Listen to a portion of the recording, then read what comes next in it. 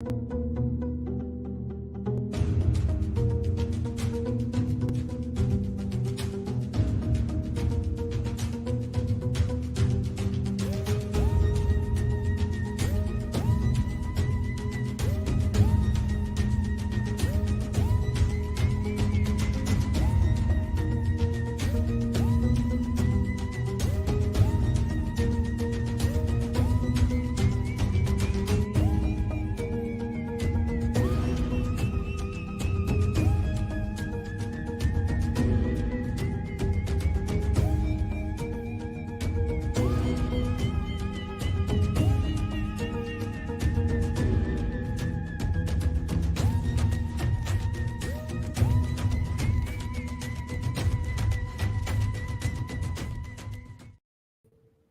everybody, this is Brett with the Indie Comics Dispatch, and broadcasting from an undisclosed location deep within the Milky Way galaxy, this is a broadcast from the Dispatch.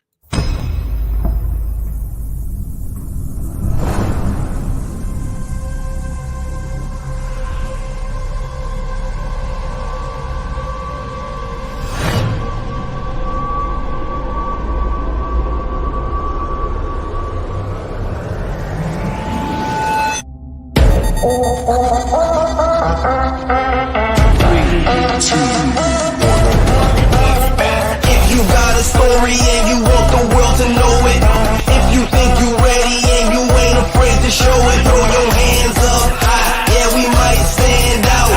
We always representing cause that's what it's all about. We always representing cause that's what it's all about. And if you love some indie comics, let me hear you shout. Like, just stay tuned, what's the story? Had to get that every time a brand new indie comic from the Dispatch.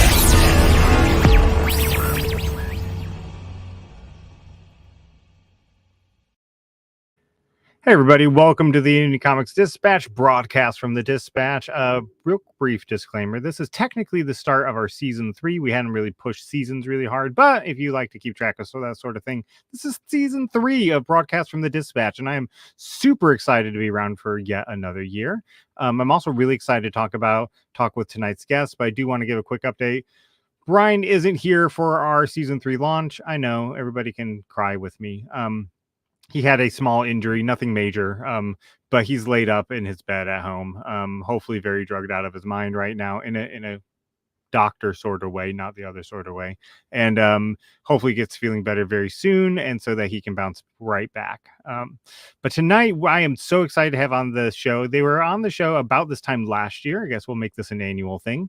The folks from Comix Well Spring, and I love it because they are such a huge supporter of the community, and they are such a huge supporter of Indie Comics Dispatch, as you see from our banner below and our spot we run for them every single week. And I am excited to have Dan from Comix Well Spring back on the show tonight, and we're just going to jump right in. I also realized I think this is the first time I've ever worn a white shirt on the show, so my coloring's a little off. I'm usually in black, and but I came kind of straight home from work today to jump on the show, so I didn't really have a chance to change, so that's my bad. If you're listening to this on the podcast, you're like, what the fuck, Brett, who cares? Dan is the chief marketing officer of Comix Well Spring. He's on a mission to ensure CWS is making an impact in the industry's growth by providing the best partnership and services with this ever-growing indie comic community. He lives in Michigan. He's a father of 2 and a longtime creative in the design, marketing, and publishing industries. Dan, welcome back to the show. Oh, it's good to be back. Thanks, Brett. And I'm wearing the black shirt, so don't worry. I know, you did it for me. Yeah. God. I specifically changed, obviously, because I moved and got the blank background, so I figured fill the screen with something. Yeah, I like that shirt too. That's nice. Now you guys don't print shirts, right? You got that done through somewhere else. We don't do apparel. No. All right. Well, now we know. So it was I was just thinking about this on my way home. I work in Atlanta, and so coming home from Atlanta, the traffic is horrendous, and so I have lots of think time. But two of the shows that surprised me most in last year that we did was y'all's, and the way that people just loved it and asked questions and just continued to consume it after the fact through the podcast. and the comic book shipping one that we did too, about how to ship comics. We did one of those with some people, and it's those really practical ones that people sometimes just go bonkers over. Yeah. It made me think of, like, this year you're printing and you're shipping comics at Comix Well Spring, so we could have done a combo show of two of our best shows from last year. Very cool. So it's been a year. It's been an amazing year for CWS. Let's talk about some of your new services. Let's give the full rundown of CWS and why you do what you do, and then the services you offer. Yeah. Well, specifically why we do what we do is because honestly, we all love the comic book industry. I mean, we have experience in printing, so that's just a bonus, obviously. But yeah, a majority of us just honestly love the art form, love authentic storytelling. We just really when Anthony kind of started printing these comics and found that it was such a fun and engaging niche to get into, and then once you go to a con, you just fall in love. Mm-hmm. And then when I came on board, obviously I had a vision too, to really see us not only serve the comic community but contribute to the growth of it, because I'm not a huge mainstream media fan, so like some of these like really great authentic stories and creators that come through and the stuff we see is just so inspiring, and creator myself, it's just something that drives us in general. So I mean, and ever since then it's just been more fun every year as we grow. But yeah, it's in terms of services. Yeah, we basically print comics, paperback books, honestly, anything you need for cons. But we also do, like you said, we do shipping. So we do fulfillment. We do, crowdfunding campaign services, fulfillment services. We have a CWS bookstore, which we'll get into, I'm sure. Yep. That has been a great addition. And again, we'll get into that soon, but and then we just keep building up our product list just by reading what the needs are of the community. And honestly, we listen to when people ask. We do surveys, but we also listen when people bring it up in conversations and roundtables that we sit in on. And we just hear what the needs are. Like, I think we just added, trading card sleeves to the product menu, which could seem kind of like a small addition, but honestly, they're pretty big. And it's just another addition that you can just, add on to your crowdfunding campaign, for that extra protection for those cool trading cards and stuff. Because near and dear to my heart is keeping those things in pristine. But yeah, there's things like that. So we're just building up this product list, but our secret sauce is in the specs of the actual saddle stitch books and glue bound books and stuff like that. Zines as well. So, but yeah, really we offer these print services, but also we're just trying to find and expand new ways to serve the creators and the self-publishers across the board. That's really cool. When we first started Indie Comics Dispatch over 2 years ago now, and I was just learning the trade and everything, there's several different printers people would tend to mention.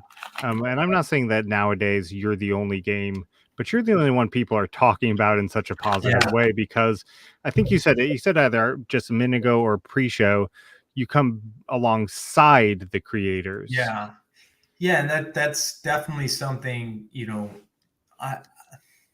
I've enforced in this last last 2 years that I've been working with them. It's something. Again, I'm a comic enthusiast and a creator myself, so it was near and dear to my heart that we have a spectacular service and expect just incredible customer service, people who care and people who take that extra time to really care for what the creator needs. And this is specialty art, so it's everything we print is of value, of really high value. or I should say perceived value to the creator themselves. So we need to treat it with that same kind of respect. So, and I saw that, Comix Well Spring was already doing that. And what we needed to do was really focus in on like I said in the pre-show, coming alongside the comic book creator and really talking with them and inviting them into a mission to expand this comic book industry, or independent self-publishing industry, more specifically. And I think the fastest and easiest way to do that is to just be real and just and when there's an opportunity to give back a little more value and not just ask for a sale, not just ask for that, then you jump on that opportunity, especially like I said, if you have a love for the art, then it's a no-brainer. And people, and you said it yourself, people notice and they talk about it because it's pretty legit. It is. And as an aside, just the authenticity that you guys have and the way you do work with people is amazing. I have a campaign going right now, and before the campaign, I probably planned too much, all the costs and everything. Like I just had everything down to the penny of what I need and where. And I sent a message to the customer service email, and I was like asking a question. I think it was about a card, a trading card. And I got a message back really fast, but the answer was like, I don't know what you're talking about. It's like, what the hell? You don't know what I'm talking about? And I went and looked at my message to her, and I had sent it from my phone. It was all gibberish. Like half of it had auto-corrected to weird shit. It's like, oh, well, they were kind enough to still tell me I don't know what the hell I'm saying. That's awesome. And they're right. Yeah. You bring up a good point though. Hey, again, I can't express it enough. Like I'm a creator myself, and sometimes I get so excited about certain things, right? You get so excited and you just slap it in there, and you don't understand that the receiver's not reading it the same way that you just spewed it out. It happens a lot, especially in communications, on marketing. CEOs kind of fall victim to it when you're too close to the product. You just you don't realize the general clarity is missing because you're just just firing off a message. Yep. So you mentioned the store earlier, and we just recently did a article on IndieComicsDispatch.com about titles that people can pick up from the store. Let's talk about the CWS store for a minute. You started that about a year ago, maybe a little more, maybe a little less. And it's a spot that creators can go. I like to think of it as more of a marketplace where they can open up their own shop, but the consumer just has to go to one location and they can shop all these different places. So tell us. And to kind of like clarify some things, it's definitely kind of a commerce for our creators, but really it was birthed through the idea of like there's a pain point that creators are facing, and that's fulfillment and what is it? Storage, warehouse storage and stuff. And that was something that we noticed, and we said, well, what can we do? And this was kind of like a way to provide these services without, bogging down our primary objective of printing. This was actually intentionally created for a way for creators for us to handle their fulfillment and just, keep it at our warehouse, keep your books at your warehouse so you're not stacking them in your living room or in my case, kids can color on them. And that was a real problem that we were thinking. I was reading some books and listening to some podcasts of other comic directed podcasts, and it was constant across the board. Like, we just need some help with fulfillment. We just need help with storage. And so this was kind of like our answer. And it was really, the idea was just to point towards the people who are already printing with us, because the difference between the store, and this is where I knew confusion would start brewing up. Difference between the store and something like Amazon is that it's not one-off prints. We don't, and we will probably never do what most people think print on demand is. Print on demand is, where there's this, specific amount of copies being printed, and it usually has to do with minimal quantities, but like it's not always just print one, press, purchase and one prints off, and that's not in our model, and it probably won't ever be. Don't quote me on that, but it probably won't ever be, just because we're hyper focused on the self-publishers that are just starting out, or continuing to grow. So I think that's where we've really zoned in on our industry, because a lot of the one-offs printers are kind of like, hey, here's a birthday gift from my uncle, and it's like, yeah, that's great, but are you sure you want to so it's like it just doesn't fit what we do, and it's not really where we really focus in. And print on demand, when you're printing one-offs, it's a lot less quality control, because it takes you'll have one person working a whole machine for one comic, and it doesn't make sense. So what is the minimum requirement that a creator has to order to keep on stock? 25. I mean, we 25. Just kept it the same. So our minimum quantity printing is 25 in general. Okay. The process is pretty straightforward. I mean, you print the 25, and there's actually an option when you go and print on comicswellspring.com that there, instead of shipping, you can store it at the warehouse. Gotcha. And at that point, you're probably already in communications, because you're wanting to join the store. But if not, then that conversation will definitely immediately get started. And and then you basically get to choose your package. I think we have 3 different packages to choose from. And you could go to the CWS bookstore to check those out. But one is the commission based, where I think it's 99 cents or something like that a month. And it's just commission based. So it's really kind of like, not really a risk for the right. And then there's the $9.99 and the annual one, where those are pretty much ideal for people who, don't, if you're selling 40, 50 books a month, you're probably not going to want commission based. You're probably just going to want to spend some low flat fee. Right. Yeah. So we wanted to give diverse options to, the community, but also kind of drive home at the point that it's like, this isn't your typical, Amazon print on demand service. It's more or less like a professional's kind of build out of what, maybe even a beta version of what could be. There's a lot that we want to improve on there, and there's a lot, and this is the whole learning curve for us in this realm too. So we are going to explore more. We're going to do a lot more surveys and feedback loops, just to learn how can we make this service really good and expand. I think we're at 100 titles on there right now. So, oh, wow. So yeah, I mean, it's growing. Also, we do allow digital comics. That was going to be my next question. I saw that. Yeah. Digital comics. Yeah. I thought it would be smart that we agreed, obviously, that it would be smart to just, allow people to just sign, especially if you're commission based and right. want to sell digital comics. You want nothing to do with print, then sign up for the commission base and just start selling.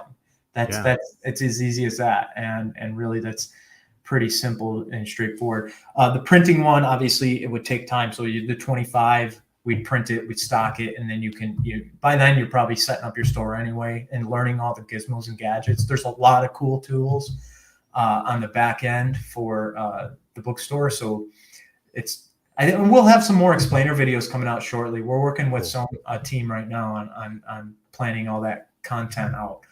We haven't really pushed it hard, but it'll definitely be more talked about next year. That's for sure. Very cool. Very cool. So 25 books, somebody can set up a shop, and I'm sure there's some sort of you probably charge shipping through the store, and that just goes. Yeah, it's all done, so no one has to worry about that. The customer pays for shipping, of course. Cool. The customer of the creator, so that's out of the picture. I mean, we package it.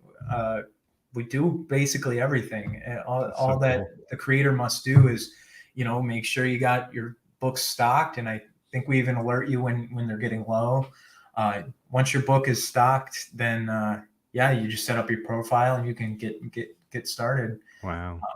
It's pretty simple, and I think it's really good. I don't think we've kind of yelled about it yet. Right. We haven't screamed, so we've hinted around, we talked, and we have like a Instagram or like social media presence, minimal.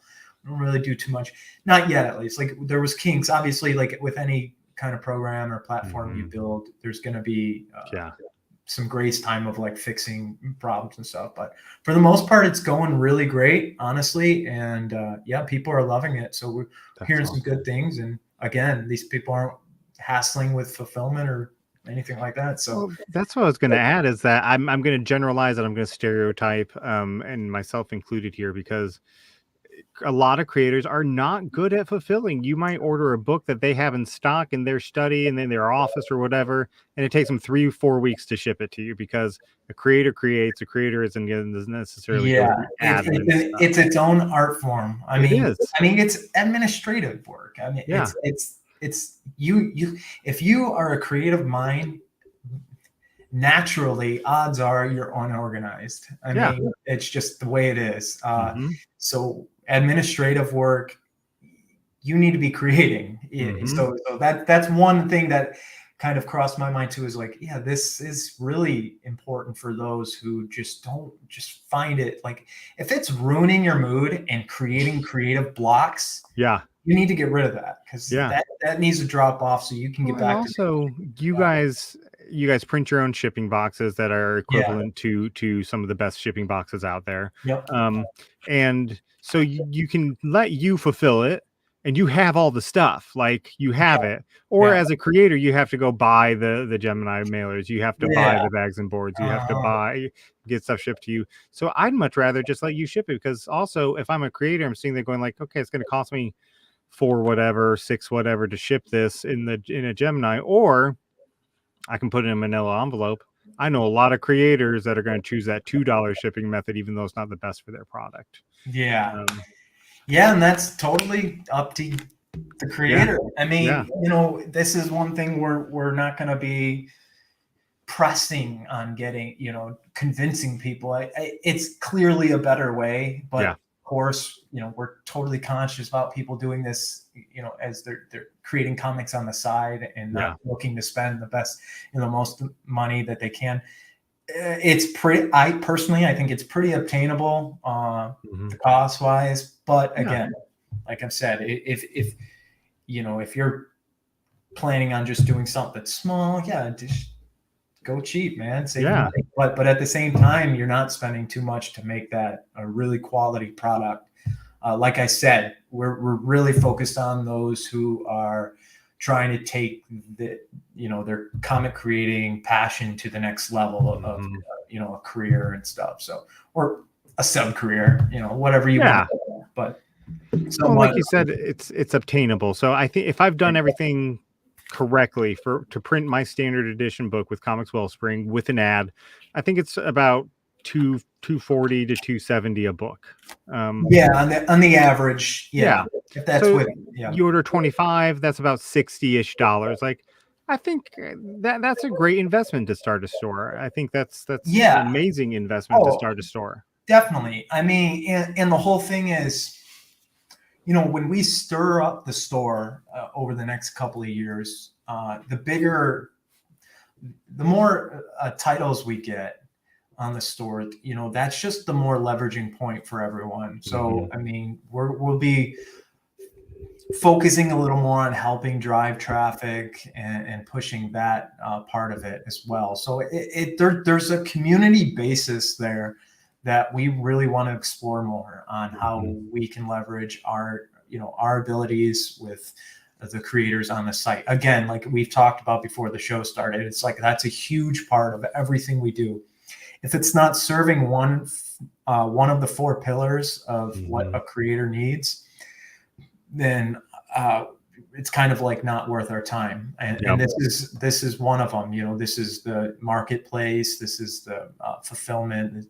This is community. And community is one way that I think we can expand the store a little more.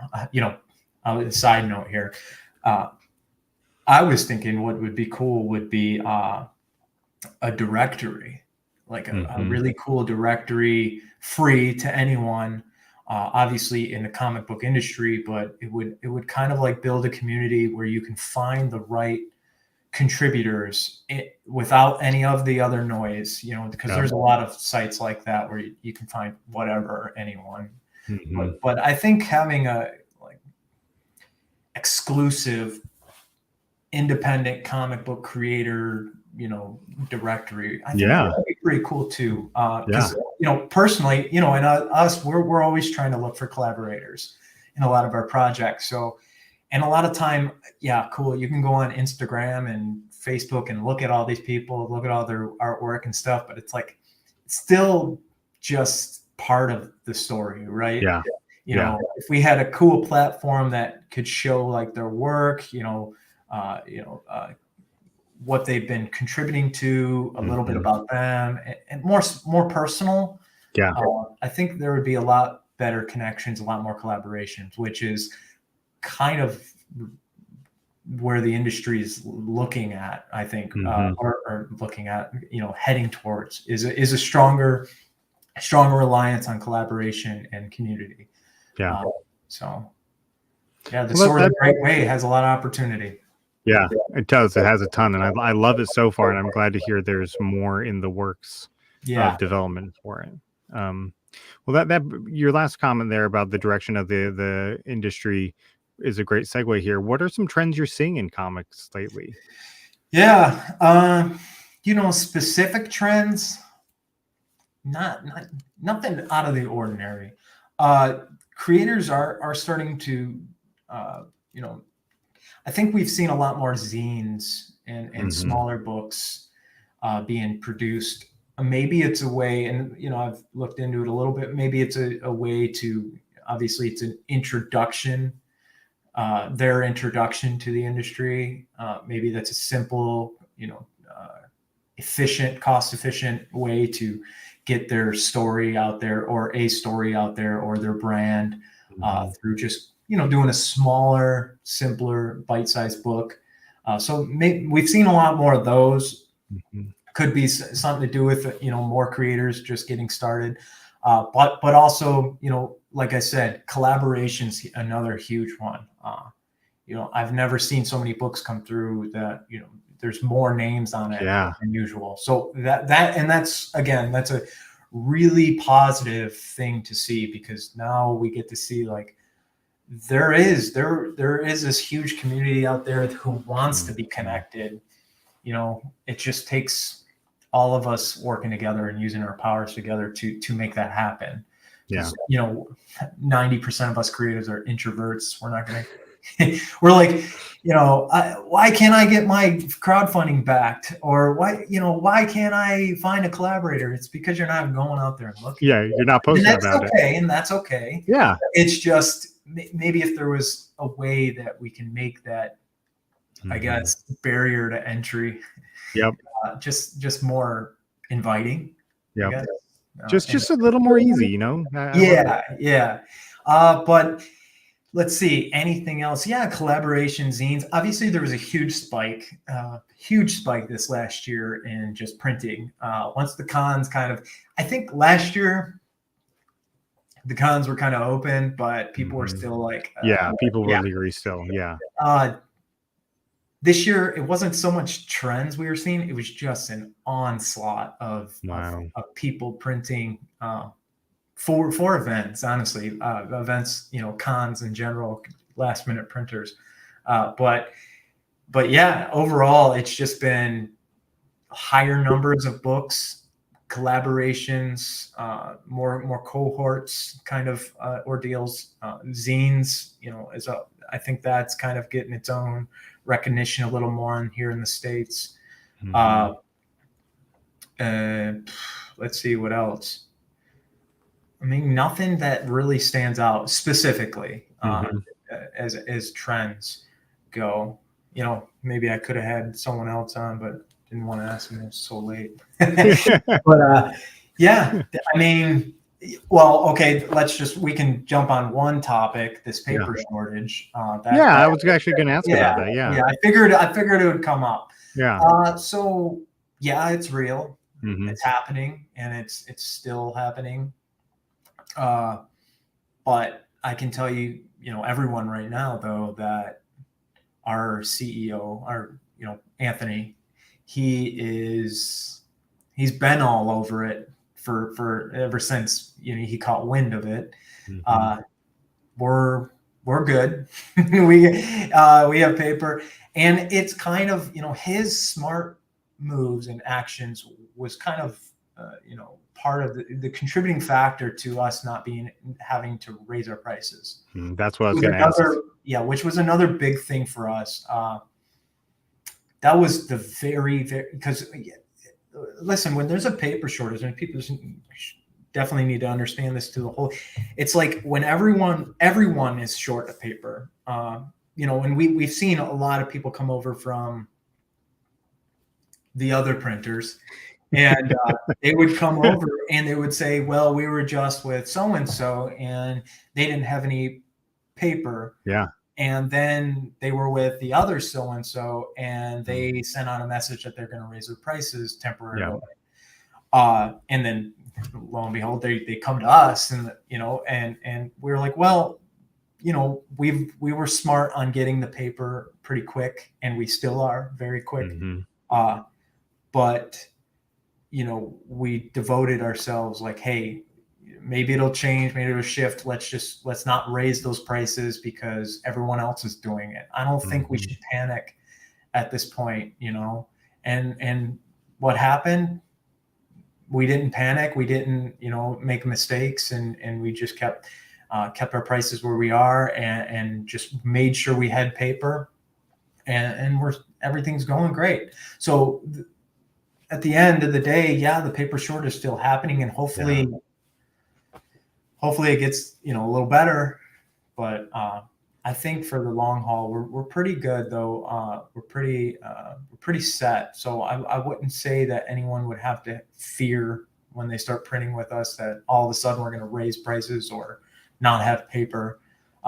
We'd be the first to tell you if we were running low, and we'd be the first to tell you if we were raising prices long before you even considered. So, So I just wanted to kind of clear the air of that. I don't think it's something that you have to worry about. We're on it, believe me. And that's again, that plays into the whole mission here. Is like, I was going to say that really illuminates even more how much you care about the community. This isn't, I mean, it's a job, right? You make revenue, you make income. Let's be clear. You're not doing this for charity, but you care about the people you're doing this for because they care about it. Yeah. Well, the mutual respect is that we're a business too. Mm-hmm. I mean, you got like most of these indie creators want to be treated like a business. Mm-hmm. They are a business. They are. Yeah. So they need to understand, and we need to understand each other, not only as creative partners, but also as business partners, because, we have the best interest for our customer. We have the best interest in general because they have, the best interest in us, and that relationship is really important. I mean, the age-old saying, I think maybe this is irrelevant, but buying new customers are more expensive than keeping keeping your current customers. And I mean, really, to be more clear, it's relationships are worth more than anything. A good relationship, healthy relationships are worth more than anything. That's one kind of like underlining, factor for our brand is the individual relationships that are professional, understanding each other's business, business points of views, and also as creators. So those. Having those core structures in every action and decision we make really helps us to, again, stay conscious that, we're here to help them because they help us. I mean, basic economics. It's just we're all so lucky that it has to do with cool creating comic book, It's so true. Yeah. So true. But So speaking of cool comic books, you guys did a cover contest earlier this year. Oh yeah, that was fun. That was so much fun. I loved That was watching it wild, as an honestly. outsider. I Dude, mean, it was big. yeah, We managing that was big. I'm sure. And I loved it, obviously, and because it gets competitive, man. It gets competitive, and I'll tell you one thing: Dan Price. I like Dan Price. I love I Dan. think I'll be on a call with him Friday. That he, his Bigfoot Knows Karate, the cover, it got a lot of praise, and then it got a lot of backlash to me directly. Not negative, obviously. Okay. All of it fun, but it was more like everyone's subjective. Yeah. You can't be subjective in art. Yeah. So it was like his artwork was very detailed and very beautiful. Pencils. It was like straight up. It was, if I recall, maybe Dan would clarify, but it was the actual artwork. It was just pencils. I think it was pencils and pens. Yeah. Maybe, and it was a piece of fan art to begin with. An artist sent it to you. It started as a piece of fan art, and it was just. Obviously, it wooed everyone in the shop. That's why it was in there. Personally, it was in my top 3. I can't remember exactly.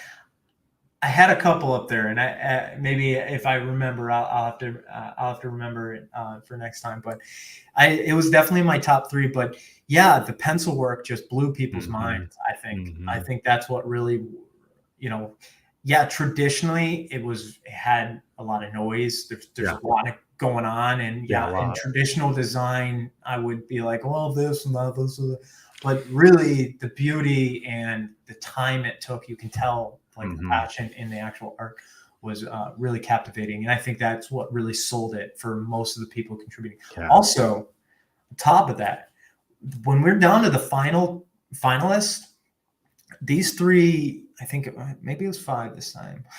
I can't remember.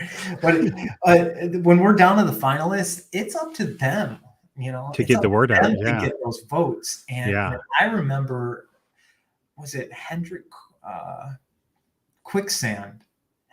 Who was that? That was Quick. I'll have to do my research again. Dan worked really hard. I recall seeing a lot, my social media guy he recalled seeing a lot of his promoting. So he was rounding up a lot of votes. So, I mean, it's just about the work you put in at that point. But up until then, it's up to, us in the shop to just vote. And, 50% of us are creatives that see it in a different light, and the other 50 are just like, wow, that looks awesome, I'm gonna vote for that. So there is that. So I'm trying to pull it up real quick here. Bigfoot Knows Karate, true science fiction. Oh yeah, I love that one. Dinosaurs versus Mars Bots. I love that comic. Oh my gosh, yeah, that's a great comic in general. Subject topic is just awesome, well written too. So well written. Harriet Tubman, Demon Slayer, and Quicksand by Jonathan Hendricks. So Hendricks, it was. I didn't want to. I was about to say it, but I didn't want to get it wrong. Yeah, I heard you. I heard you start. No, Quicksand though. Look at that. I mean, I grew up, watching Dune, so that's the first thing I saw was, well, it's very cinematic, very beautiful beautifully done. With not too much. It's not too much. It's just a really good. There we go. Yeah, it's gorgeous. That's a really great cover. They all are though. So I mean, yeah, Dinosaurs versus Marsbot has that retro. I love it. I honestly love it. Yeah, it's beautiful. Yeah, and true science fiction. That's Lanier Burton. Yeah, Lanier. He has self-published a ton of books. Oh, he's so active. He's so active. He's a brilliant guy. And that was probably one that stuck out to me. And then Bigfoot Knows Karate, just gorgeous. Good one. Harriet Tubman. I mean, it's a aesthetically pleasing Yeah. play out. I mean, and a big thing for me as a vote would be the title. I mean, the title, not what is the title, it's can I read the title? Can I get the gist of the title? Yeah. Does the title match the artwork? Does it flow well with the page? And I mean, there's a lot to the typography to it, outside of the artwork, because it wasn't the battle of the artwork, it was the battle of, the artwork, the cover art. I include every little detail that's on the cover as part of the cover art. Yeah. And obviously. And you're right. Like 3 of those 5 have great titles that tell you exactly what the story is about. Yeah. Harriet Tubman Demon Slayer. You know what that fucking title's about. Your comic's about. Yeah. Bigfoot Knows Karate. You know what that's about. Dinosaurs versus Mars Bots. You know what that's about. Yeah. Like, I love that naming convention in comics. And sometimes I'm like, damn, I should have come up with something like that for my naming anything is I don't know, something about it's really gratifying. So any plans for other contests? So we have so much going on, but that is something I swear it's on my list of things for 2023. We will be doing more. I mean, we're open to suggestions too on other contests, but I mean, the cover contest is pretty cool. We're definitely going to keep that up. I think we even made an award, and we printed, I think the winner, Dan, we printed a huge poster with our little, certificate emblem at the bottom. And, nice. And so we'll be doing that every year at least. Hopefully we can get a little more interesting, get a bigger reach, get more votes going, a better way to, vote. Yeah, that's always the hard part, right? That's one of the things that I go around with ICD awards is I don't want it just to be a popularity contest. Yeah, that's usually what. But that's almost what it has to be in a sense. Right. And that's why I do like the layers. We do the first because we get tons. How many? Man, we maybe 200 something submissions. So wow, it wasn't crazy, but that's crazy. That's a lot. Yeah, that's a lot. So going through all that, and then my goal was to narrow it down to 20, myself and my creative director, and basically we narrowed it down, and then the staff narrowed it down. And that's when it got a little like, what looks best to them, which is good because then you get a third, you get a mix of people with different creative, likes and dislikes and stuff. So it was nice to get them, and they narrowed it down, and then we put out to public. And then I like that just because it's more quote unquote fair, right? In terms of like, so we're not just, choosing our 3 and then sending it out in the public. But Tony Cade says, Tony Cade, owner of a comic book shop here in the Atlanta area, but then also a comic book creator. I'm thinking about contacting Comix Well Spring for printing my next issue of Fox Chronicles. You should, Tony. Yeah, totally. And if you want to know how much it's going to cost, you just go to their website and you type it all in. You don't even have to talk to anybody. You can get an instant quote. It's phenomenal, Tony. Yeah, do it. It really is. The instant quote really helps. I think we're gonna set up that at our booth this year. Nice. Some sort of instant quote. We get asked that all the time. It's like, you know what? Let's pull out my phone real quick and I'll get it for you. So that's always come in handy. Yeah. Yeah. Well, we've mentioned cons a couple times before the show. You were talking about how you guys are sponsoring some artist alleys of cons. Let's talk about cons for a minute here. Cons. We could have talked the whole time about it. Yeah. As I said it before the show, one of my big pushes for next year, 2023, is getting more involved with cons, and to be more specific, artist alleys. Artist alleys are, that's where we hang out. That's where our community is. That's where we want to contribute. And I think if we can leverage our power at the cons, talking to the showrunners, and I mentioned this multiple creators, if we can talk to these showrunners and get our foot in the door, then it opens up a lot of possibilities for what we can do specifically to each artist alley. So right now we're talking with a few cons in state and out of state, hopefully expanding on that. And we're actually talking to we're looking into other avenues on getting our brand at different conventions without being there, and trying to build these relationships with cons across the country. You know, and a lot of them trade for print, so that's always a really big benefit for all parties. So we're trying to figure out what this sweet spot is to kind of like leverage our print power to assist the creators at the con, but also be a bigger contributor to the con and a big presence at the con, and hopefully have some pull in how the Artist Alley is being conducted, being represented.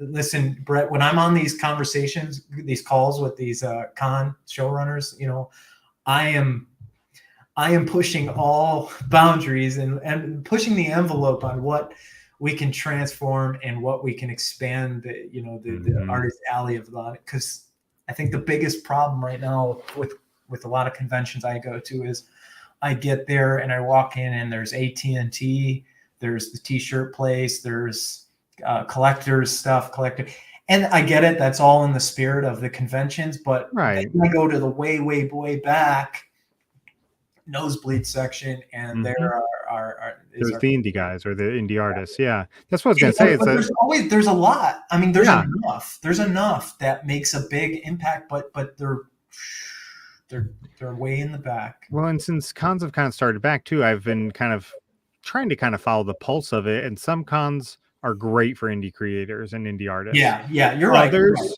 are horrible. And so not to put too much pressure on Comix Well Spring, but seeing your name on a convention might signal to some indie creators like, okay, this is one where I might stand a chance. Like this is one where maybe they don't push me to the back. They don't push me in a corner. Yeah, no, you've said it. That's exactly kind of like an underlining goal is and underlining is a contributor to it, because if we're on there and we're really pushing, you know, I mean, I want to, you know, one day it would be nice to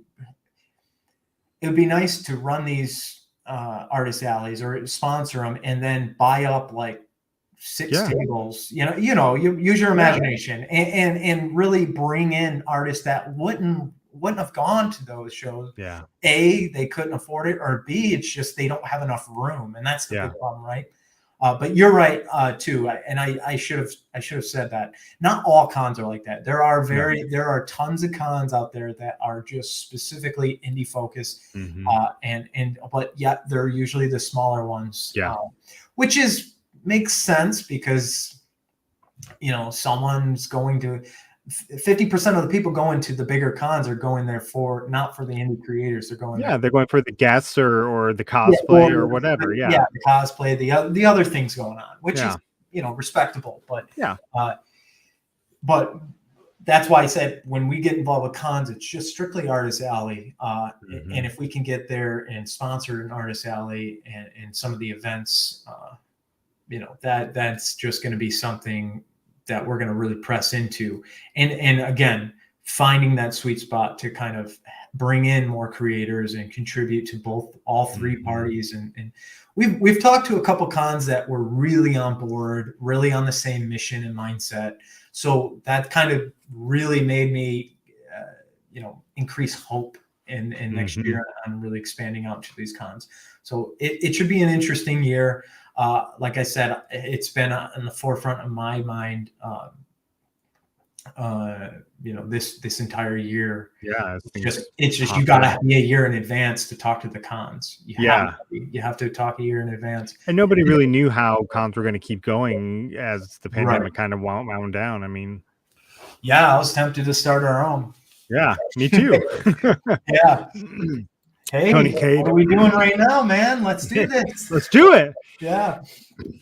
Comics with an X-Con. That's why I think I even put it in our little comic book. I think the opening page is like he's standing outside of the con, and I think it's Comics with an X-Con. There we go. Brandon, we already got the name. Yeah. Tony again says you guys, he's who he's talking about, should do panels at Dragon Con, and that is one of the things that like I could see you guys very easily doing is there's definitely tons of room there for us in terms of being not only being a sponsor, but actually contributing, creating material printing, because obviously doing what we do best, having some sort of simplistic printing guide and printing Comix 101 panel would be really great. Also in schools, honestly, but that's a topic. But we want to get more involved in there and actually do some more things, some panels. I think I'm just going to slip it out there. As of today, I think we might be going to Baltimore for the Ringo Awards. Oh, fantastic. Yeah, I think we're sponsoring some of them. I'm saying, maybe I'm saying too much, but I think we're going to be sponsoring them. Okay. So that includes tickets, obviously. So we're going to go down there and kind of get the lay of the land. And also the Baltimore Con will be sponsoring. We're aiming to sponsor Artist Alley. That's kind of like them, and some other ones that we're working with are kind of like our test subjects in a sense of just seeing what we can do for them and the creators in general when we show up at con. So should be interesting. We'll learn a lot this year, and then next year we'll hit the ground running with a lot more ideas and a lot more ways to service the creators at the con, but also from the con in general. So it's going to be exciting. It's going to be an exciting year for conventions and for us and for the creators. I know there's a lot of creators just waiting to get their name out there and waiting to get to the cons. Whether that's the barrier entry is just the pricing, or like I said, limited space. That's something that I want to tackle. Yeah. How we can get involved. That's awesome. So much cool stuff going on. Let's talk about fulfillment. We've talked a little bit about fulfillment, but campaign fulfillment. Another really cool thing going off of what we were talking about earlier about just our creatives not being the best at that sort of thing sometimes. It's okay. You have a special offer going on right now. It's going to end at the end of the year, I think, for if people fulfill through you guys and have like a banner on their page, or it doesn't technically end. It actually just drops. Okay. So we were doing. So originally it was the crowdfunding. So it's kick-ass for crowdfunding, and basically the program was. It's simple. We do fulfillment in general. We did fulfillment before we did this Kickstarter, or not Kickstarter, but crowdfunding discount. We were doing fulfillment anyway, with the Excel spreadsheet and stuff. So this was one way to kind of like just combine the idea, obviously, because most of the creators doing crowdfunding would need fulfillment services, or they would be the most in need for fulfillment services. That's all I'm saying. So we started it with our plans was 10% off. All you have to do is put the banner up on your crowdfunding campaign at the beginning. Obviously, there was a lot of gaps in that idea in terms of because when you got a big audience, questions are going to come up. You can't think of everything. Questions are going to come up, and that's the great thing about feedback loops, and that's why we're kind of pretty transparent and authentic about everything, because it's like you learn the most from the actual customer themselves. So you do. Anyway, so there was a lot of questions. Over time we've clarified what the specific steps are in doing it. But anyway, so it started out 10%, and then I bumped it up to 15% as a kind of like a temporary thing, temporary kind of benefit, or just promo, I should say. But realistically, it was doing so well, we never switched it. And I swear, I was like, I think this is going on a year and a half actually of doing it. Okay. Because then at the year, I was like, okay, we're going to do the 15% for 1 year just to get things going, just to, to let these creators know, like, we're serious about this, and it just kept doing so well, and I didn't switch it. But obviously, since we didn't lower our prices, since we're not doing anything different, we're just going to, dial it down and then bring it back up to 15 on special occasions. So nice. Keep up for that. But I mean, at the end of the day, it's still 10% off your printer. Yeah. All they have to do is put that little banner that we have Yeah. on your crowdfunding page. Obviously, hold on, before I say just that, there is a sequence. I mean, there's steps that you have. There are steps, yes, as a And creative it's going not through it a with laundry you guys. list. Yeah, it's not a laundry list of steps. No. It's just a few. It's literally just, I think there's on the site, I can even pull it up there. I think there's 3 steps really. And really it just starts with getting in contact with us. So you can clearly get the information. What we were seeing at first was people would email us and say, hey, you know, my campaign's about done. Could I put the banner up? And it's like, well, that's no benefit to you guys then. Yeah. And it's not like, and it was weird because at the beginning we didn't want to be like that. We didn't want to say that because it's like, it sounds like, you know, cringy, almost like, right. But it's a fair trade. It's a legitimate fair trade. And realistically, you know, we're not asking for you guys to go or to be proactive and go do stuff. Really, it's just you slip it on there, and I think it just helps us help other creators. So really, I think it's a benefit if you get it your entire campaign. So that's kind of where we set it. So we set some guidelines from learning. So we set some guidelines, and you can find it all on the website. But yeah, and it kind of clarified some things. And the other issue was the fulfillment part. Because, yeah, we can do your crowdfunding. And a lot of people don't even do fulfillment. Obviously, they get their orders complete and they print through us and have it shipped back to them. And they do all the fulfillment, which is, that's the way they want to do it. That's fine. But the people who are doing fulfillment with us post-campaign, once in a while someone would really struggle with the Excel spreadsheet or would have missing data or you know, have some crazy mishaps and that just causes us to do a lot more work, you know, a lot more time on tracking down and reconnecting and getting that information and stuff. I think that's the only drawback of it that we saw, but it's far and few.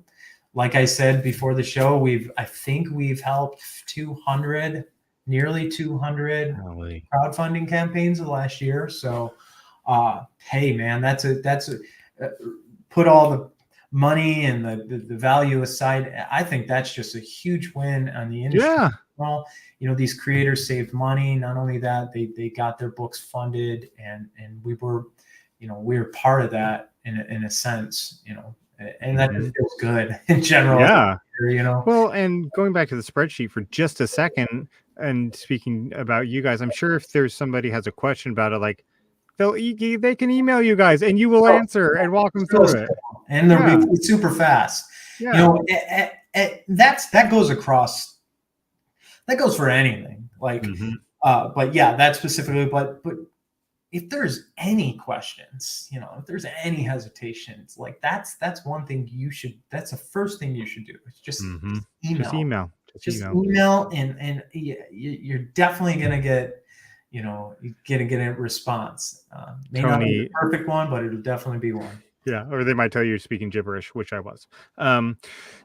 Tony, again, is it better to pay for fulfillment versus shipping the books? Tony, as somebody, as me, Brett talking, it is better for me to pay them to do it. I don't want to pack all those boxes. I don't want to worry about stuff and all that stuff. It's a personal. It's definitely comes down to like, you know, how much do you value as a business owner? This would you know, how much do you value? How much money do you put on your hourly time? Yeah, and just calculate it that way. Yeah. Honestly, if you're spending more time and you should be doing something more profitable for whatever you're doing, focus on that and just. And I'll say, when I reached out to customer service again, I said, you know, this is probably what my average package is going to look like. They quoted me a price of what the fulfillment would be. I was shocked at how cheap it is to fulfill through you guys. I was blown away. No, it's not at all. It is well worth it. I would say this: if you ever try fulfilling it yourself, and you'll learn. Try it, but if you just want to skip the hassle, just let our people do it for you. I mean, we do this like for a living. Like we package comics every single day, so you know, and we don't have. and it's quality control. Like I said, the whole process. That's why, again, back to the beginning conversation, we don't focus on the one-offs and print, because we like to retain quality control. Everything needs to be looked at multiple times. Mistakes happen in shipping all the time. A lot of it is totally out of our control. But if it happens, it happens, and we're like the first to, we're the first to fix a problem or help out in any way we can. So that's awesome. Yeah. So last question, and we may have already talked about this to the extent that you want to, and that's fine. What's next? What's next for CWS? Yeah, I mean, philosophically, yeah, sure. Community is probably our forefront site for 2023. Like that is something that we're gonna, and cons are a part of that. There's other things that we plan on doing next year that is going to engage the community a lot more. A couple things I didn't cover, but kind of plays into that. We are doing a brand advocacy program too now, where basically the idea is this: you sign up for it. I think there's a landing page on our site, and basically you sign up for it. What convention or event you're going to. There's a document. There's like a form you fill out. It's very simple, fast, and basically once you submit that. When the con is, all that information, we actually send you some flyers, and you take them to your booth and represent it at your booth. And there's just little flyers. We have some. Still. I think we post some stuff, but yeah, it's very simple. But yeah, it automatically gives you a 5% off the print. Like down the road, you can save it, put it in your back pocket. So I mean, we're trying to do these discounts here and there. I mean. We're kind of known for doing a lot of discounts, even though we haven't raised our prices. It's just because when we can, we want to, so, but anyway, so that brand advocacy program is definitely something we want to push a little more. And that's part of the whole engaging the community a little more, letting them kind of represent us, but also getting them some discounts and all that stuff. So that's definitely happening, and a lot more again with community next year. And then this year, the rest of this year, I think what we're going to do is we're doing a coffee. We've partnered with Comix on Coffee to do a, we've already done it. It's already in our hands. Actually, let me see. It's wide open because I've already drank it. Was it good? I'm assuming it was good. Oh my gosh! Well, listen, Brett. I was the one who sought them out, and I tried their coffee first. I had no intentions of doing anything. Actually, I got in a conversation with the owners, and I was just like, "Oh, this is really cool. Can I try some of your coffee?" They sent me a bunch of samples, and I swear I was like, "This is incredible. This is great coffee." You guys, some point, he's not going to let you like check in with other people. Huh? At some point, you're not going to be allowed to like check in with other vendors and stuff. Yeah, I know. Annual away. Yeah, I loved it, and I immediately reached back out, and I was like, "Hey, let's something we could do here. Let's partner." So cool. I think we want to do a brand. So we got into talking with them, and we basically created these awesome little 2-ounce packs. Did some great art, by Kyle Petchak and Louis Delgado, who did our comic book. Very, very talented young men. But that'll be happening this fall. So basically the gist is this: that past National Comic Book Day in September 25th. That is when we launch it. Every order over $250, which is significantly lower than our average order, is going to get some free coffee. So that's kind of it. And we're just going to do that until we run out, and then maybe get more. I don't know. That's so cool. But the idea is just, we're just going to keep fueling the creativity in any way we can. And I think this is a great way. Yeah. I mean, like I said, most people already spend that much. So just throwing some free coffee. And I think that's going to be really fun the fall season. So I agree. As a person who loves coffee, who drinks Yeah. 1 cup a day, God, that's such a good deal. And we talked about this before the show. Jonathan Hedrick's Caffeinated Hearts came with coffee, and that's where I first learned about the company you're using. So very cool that you're it's partnering really with cool them. stuff. There's definitely a lot in the future. Next year we got a lot. I'm sure I'm gonna have a ton of more ideas, like where teams so that with growth comes so many more bright minds that we just feed off each other. So yeah, it's got a lot to look forward to next year.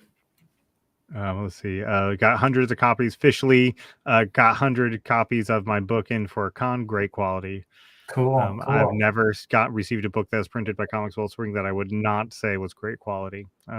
Yeah, we try to make sure it's consistent, great quality across the board. Yeah. And well, you guys do an awesome job. And on behalf of Indie Comics Dispatch, I want to take a moment to thank you guys for your sponsorship this year. It's meant the world to us, and has helped us greatly be able to navigate the ins and outs of the finances of our operation. Well, you guys are doing great work, excellent work. I tune in every show. I love it.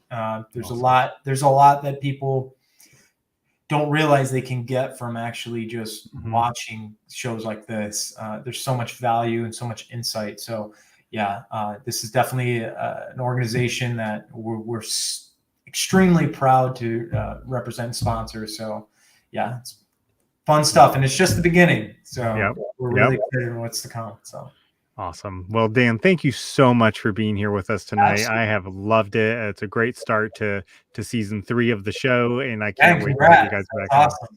Thank you, and thank you for coming back, not being scared to come back a second time and talk. Never. Well, everybody out there, thank you so much. Check out Comix Well Spring, comicswellspring.com. It's comics with an X, just like Indie Comics Dispatch with an X. So check them out for all your printing needs. I think 2 weeks ago, because we were doing in the summer months, we were doing show every other week. And so I think last week I let slip that as I do a fulfillment order for you guys for the Immortalis campaign, I'm gonna write about it. I'm gonna article about the whole process of fulfilling and everything. So I can't wait to get that out there and go through that process to be able to write about it, because I think it's going to be amazing.